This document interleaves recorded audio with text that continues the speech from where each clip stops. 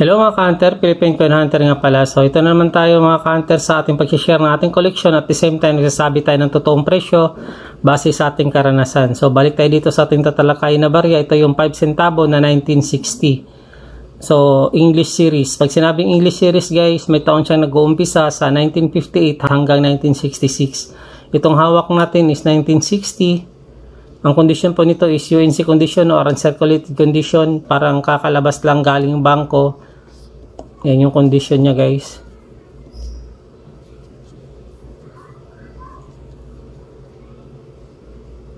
Dito sa condition na to guys, bili ko nito dati. Nasa ano lang siya. Nasa parang 60 pesos isa. 2 to 3 years ago. So 40 peraso yung binili ko nito. Kumbaga naka-roll kasi ito dati nung binili ko.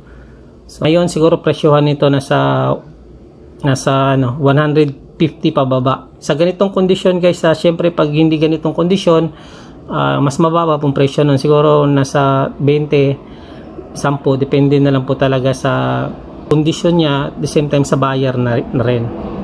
Ako pala na collector guys, nahilig ako sa mga common coin na UNC condition, tapos kailangan complete year ako. Kung ano yung mayroong year na available ng every series at saka denomination, dapat mayroon ako. Doon ako masaya.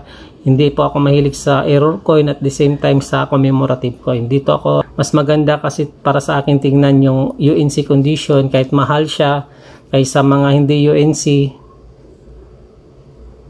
Ayan, mas maganda siya tingnan.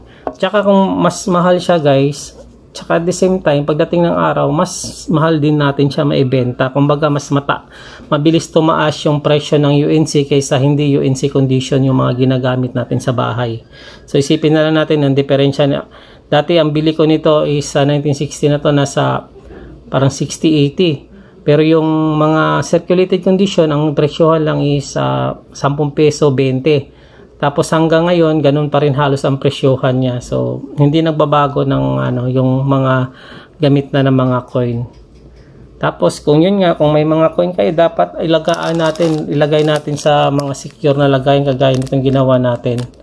Maraming paraan guys na pag-secure ng coin. So, mayroon naman tayong mga video dyan. Check nyo na lang.